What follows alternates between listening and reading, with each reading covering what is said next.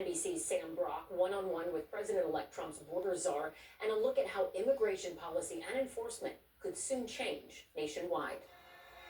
Tonight, the impending clash between the incoming administration and sanctuary cities looks closer to combustion after San Diego's Board of Supervisors approved a measure requiring the feds obtain a judicial warrant for undocumented migrants already in their jails. Bottom line is, I'm shocked at what San Diego did. And bottom line, we're still coming to San Diego and do our job.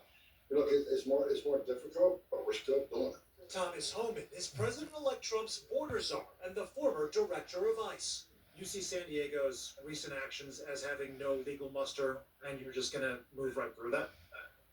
I think San Diego's legal action is going to be ending litigation.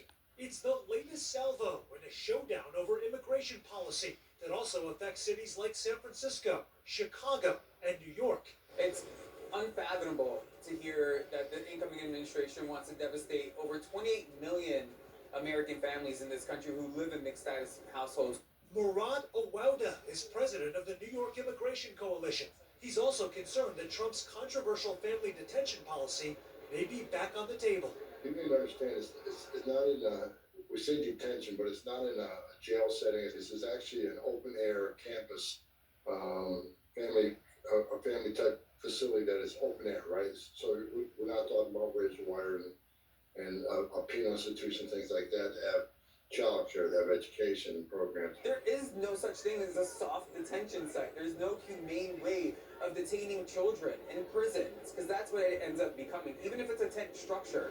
President-elect Trump has promised deportation on a mass scale starting as soon as he steps into office, as concerns over family separations remain high. Do you worry that you will actually be separating children from their parents and punishing children for the actions of their parents? Our plan, we have no plan to separate children from parents. The parents will have to make a decision. That's parenting one-on-one. I'm going to say it again. If you choose to have a child here in the United States, well, you know you're illegally, and you know you're on a court order to deport, that's on you. A 2023 consent decree between the Biden Department of Justice and the ACLU banned family separations for 8 years. Do you believe the decree needs to be re-examined? I think, yeah, we need to re-examine that, see if it makes sense from a national security perspective. Holman also told us, Ellison, the criteria that he's looking at to determine whether or not to bring back the family detention program, cost for one, also how many families will be impacted.